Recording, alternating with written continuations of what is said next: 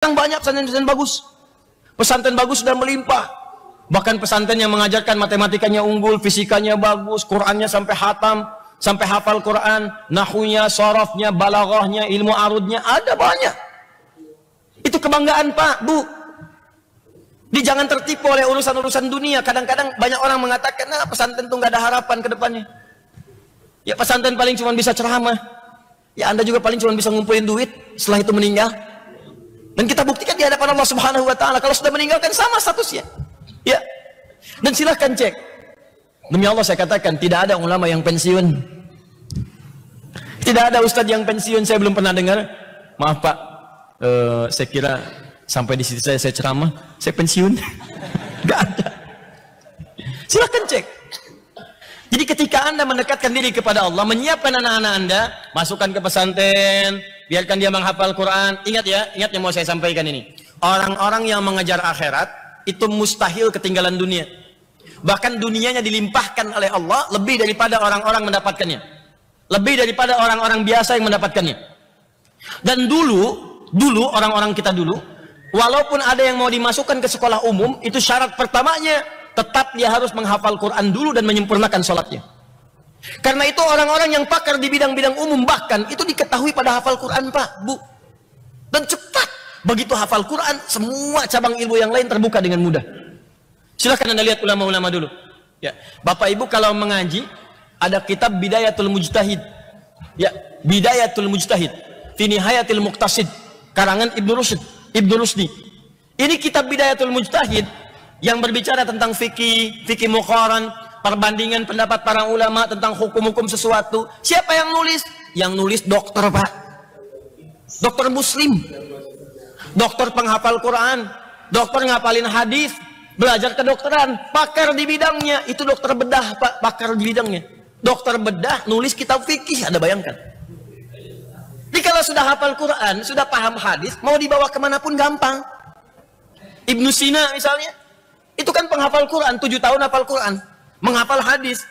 Begitu sudah sempurna hafalannya, sholatnya sudah bagus, belajar kedokteran 16 tahun, otodidak belajar kedokteran, sampai jadi puncaknya, sampai jadi bapak kedokteran. Menuliskan kitab-kitab, ada Asy-Syifa, ada Al-Qanun fit Tibb, dan seterusnya. Al-Kindi, Al-Ghazali, Al-Khawarizmi, Al-Farabi, ya Al-Battani, Jabir Ibnu Hayyan, Ibnu Firnas, itu para penghafal Quran, menemukan prototipe pesawat terbang, menemukan atom, menemukan ini, menemukan itu. Quran dulu Pak, Bu.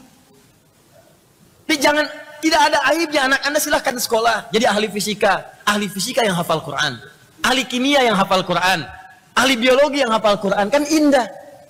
Begitu jadi dokter praktek, oh hafal Quran luar biasa. Bapak kenapa? Pusing. Apa yang dirasakan saat pusing? Itu Dok. Kalau tetangga saya beli motor baru, saya pusing. Kalau dia beli mobil baru, saya pusing. Ah, begitu. Ini Pak resepnya. Quran surat sekian, ayat sekian. Quran surat sekian, ayat sekian. Hadis riwayat At-Tirmidzi nomor hadis sekian. Nih Pak, silakan. Cari di apotek kitab itu. Ah, itulah. Kalau sudah seperti itu, maka jadi dokter yang khairul bariyah. Jadi insinyur yang khairul bariyah. Ya? Jadi diplomat yang khairul bariyah. Diplomat dulu yang hafal Quran banyak. Kiai Haji Agus Salim menghafal Quran, ahli tafsir. Ya, memahami hadis pula. Silahkan, jadi bukan aib. Tidak harus kemudian dijadikan dikotomi.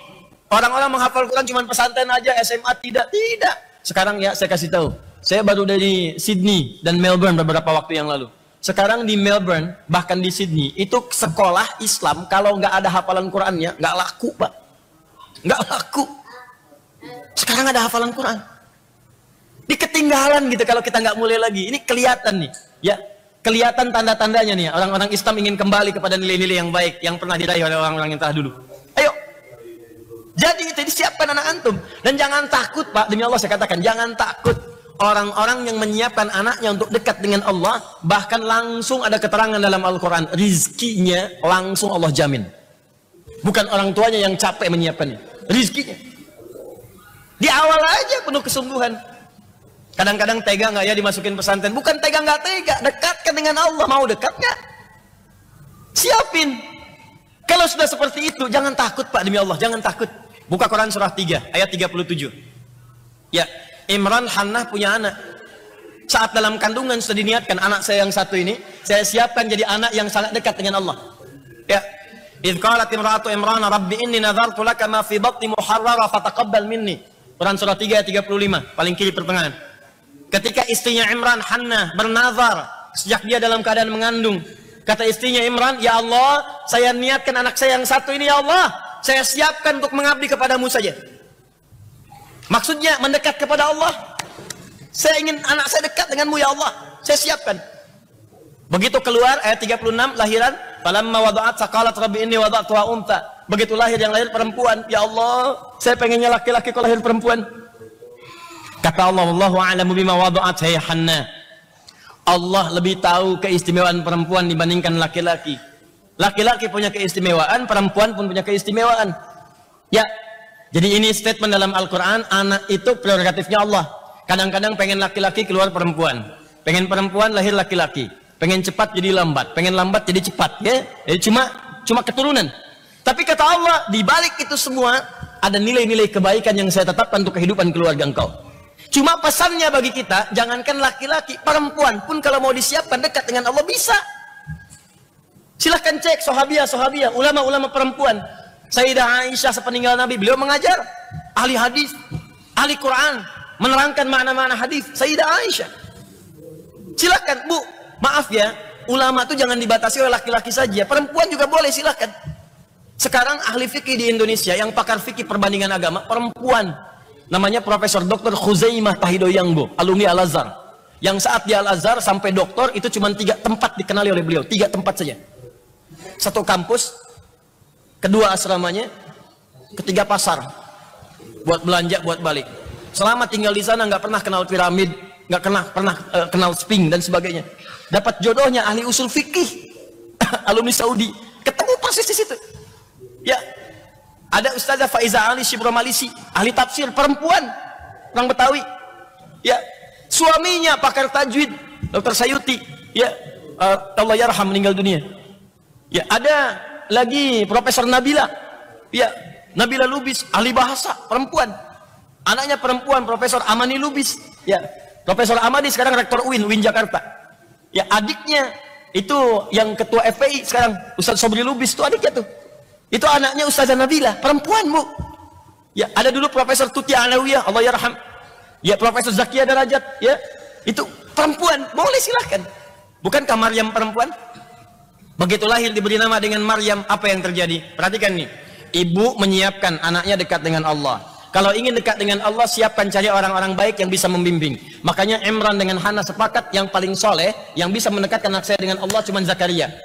Zakaria Nabi, orang paling soleh, orang paling baik. Ini pesan dalam Al-Quran, kalau anak anda ingin dekat dengan Allah, ingin jadi ulama, ingin jadi penghafal Quran, maka cari bukan hanya guru yang pintar, tapi guru yang soleh dekat dengan Allah Subhanahu wa Ta'ala. Guru yang pintar banyak, tapi guru yang soleh tidak banyak. Yang pintar banyak, tapi yang soleh tidak banyak. Betapa banyak guru-guru yang ngajar di sekolah Islam. Silakan cek, masjidnya ada, tapi ketika waktu sholat gak pada sholat ke masjid. Kan persoalan. Ya, jadi cari yang soleh, Zakaria soleh. Kemudian carikan tempat yang baik.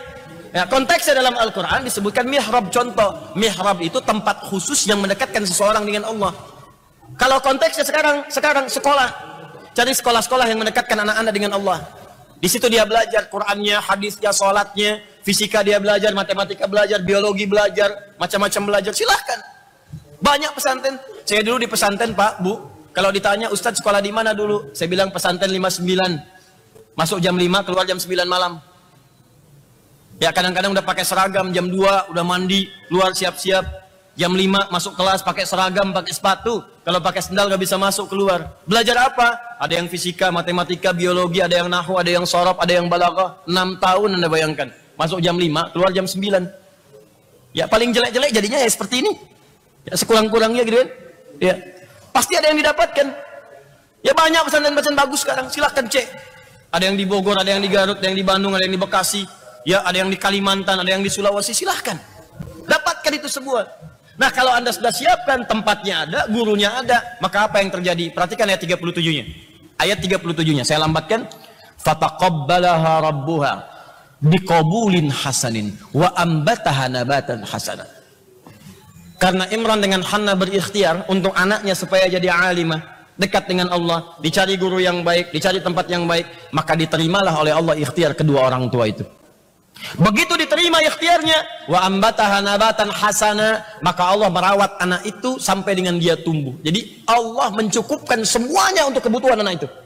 Bukan orang tuanya yang capek, Allah yang memberikan dengan penuh kemudahan. Wa kafalaha Zakaria, walaupun dirawat oleh Nabi Zakaria, kullama dakhala 'alaiha Zakaria al-mihrab wajada 'indaha rizqa. Ini anak Maryam yang merawat Nabi Zakaria, yang ngantar makanan, ngantar minuman, ngantar pakaian Nabi Zakaria, tempatnya di mihrab. Tapi anehnya, ini levelnya Nabi loh Pak. Maryam bukan Nabi, Maryam bukan Nabi, ingat Bu ya, Maryam bukan Nabi, Nabi Zakaria Nabi. Nabi Zakaria mengantarkan kebutuhan Maryam, pakaiannya, makanannya, segalanya. Setiap diantarkan ke mihrabnya, sudah didapatkan di dalamnya apa yang diperlukan oleh Maryam. Wajada 'indaha rizqa. Bawa pakaian, ada pakaian. Bawa makanan, ada makanan. Bawa buah-buahan, ada buah-buahan. Sampai nanya, ya Maryamu anna laki hadza. Maryam, dari mana semua ini? Kata Maryam, innallaha yarzuqu may yasha bighairi hisab. Qalat huwa min indillah. Ini dari Allah. Ini dari Allah. Di orang-orang yang didekatkan kepada Allah, maka Allah pun akan memberikan yang terbaik kepadanya, lebih dari apa yang dia butuhkan. Anda dekat dengan direktur, bukankah direktur membantu Anda? Anda dekat dengan pimpinan, bukankah pimpinan membantu Anda? Anda dekat dengan Allah, apa yang tidak mudah bagi Allah untuk diberikan kepada Anda? Coba lihat. Masukkan anak Anda ke sekolah Quran. 4 tahun, 5 tahun. Begitu 5 tahun hafal Al-Quran, akan terjadi perubahan dalam hidup Anda. Jangankan hatam Al-Quran, anak Anda 5 tahun baru hafal An-Naba, amma yatasa'alun, bisa nangis Anda. Dan indahnya begini Pak, antum dari kantor nih capek gitu kan, pekerjaan berat, di jalan macet, pulang ke rumah keringat, tiba-tiba masuk kamar, anak Anda yang 4 tahun sedang mengulang-ulang, kemudian dia baca An-Naba, amma yatasa'alun anin naba'il azim alladzi hum fi mukhtalifun, ulang-ulang begini, hilang semua penat Anda. Begitu Anda mendapatkan telepon dari ma'had, dari pesantren, guru anak Anda telepon kepada Anda, Bu, Pak, selamat ya Bu ya, Pak ya. Kenapa Ustaz? Kenapa Ustazah? Sekarang Adinda sudah menyelesaikan hafalan Qurannya. Dia sudah menjadi hafidh, dia sudah menjadi hafidhah. Anda bisa diam 1000 bahasa di telepon, seakan-akan kemudian Anda mendapatkan sesuatu yang tidak Anda dapatkan sebelumnya. Tiba-tiba air mata Anda keluar, sujud jatuh Anda ke lantai. Gak percaya silahkan. Itu baru Qurannya Pak. Demi Allah saya katakan. Apalagi kalau yang telepon itu anak Anda. Tiba-tiba dia berkata di ujung sana, Mama, Alhamdulillah, kenapa nak? Saya sudah menyelesaikan hafalan, saya sudah hafal Quran. Wah, kayaknya investasi Anda tuh gak ada nilainya. Uang yang keluar, nganter yang capek, kadang-kadang tangisan ketika melepas pertama kali, di rumah sering merenungkan, setelah itu hilang semuanya. Yang ada itu nikmat, itu enak. Gak percaya silahkan. Ya, cobalah, itu baru hafal Quran. Dan kalau sudah hafal Qurannya, rizkinya datang. Coba lihat, yang hafal Quran Musa, yang haji bapak ibunya. Yang hafal Quran Ahmad dan Kamil. Yang keliling dunia siapa? Ibunya ikut, temannya ikut, murabinya ikut. Yang hafal Quran Firda, mata nggak bisa lihat. Yang haji ibunya ikut, bibinya ikut, saudarinya ikut. Saya tahun lalu berangkat jadi Amirul Hajj untuk kelompok khusus, ya, untuk kelompok khusus yang disiapkan oleh kedutaan Saudi Arabia. Sekitar 300 orang berangkat. Nyampe di sana, saya pikir ini kelompok apa? Nyampe di sana orang-orang hebat. Ada ustadz, ada ulama, yang paling dahsyat kelompok penghafal Quran. Anak-anak kecil, usia 5 tahun, 6 tahun. Ada yang matanya nggak lihat, ya, ada yang anak-anak masih polos, kadang lompat, kadang jalan, kadang Allahu Akbar, setiap ke masjid bolak-balik Quran yang dibacakan. Anak-anak kecil. Tapi bukan itu saja yang paling penting. Yang penting itu anaknya berangkat, bapaknya ikut, ibunya ikut, temannya ikut, kerabatnya ikut. Ada yang satu hafal Quran, yang ikut tuh sampai 10 orang. Anda bayangkan? Ya, itu luar biasa. Ada tukang beca ahli Quran, ya, Ustaz Kabolosi dari Ambon, ahli Quran, kumpulin orang-orang supaya belajar Quran ke TPA. Berusaha menghafal Quran, dia kumpulin beliau, orang biasa, teman-teman, dari penghasilannya bikin TPA, bikin gedung, kumpulin orang-orang belajar. Apa hadiahnya? Tiba-tiba datang panggilan haji. Nggak pernah ngumpulin uang terbayang untuk haji, datang tiba-tiba berangkat.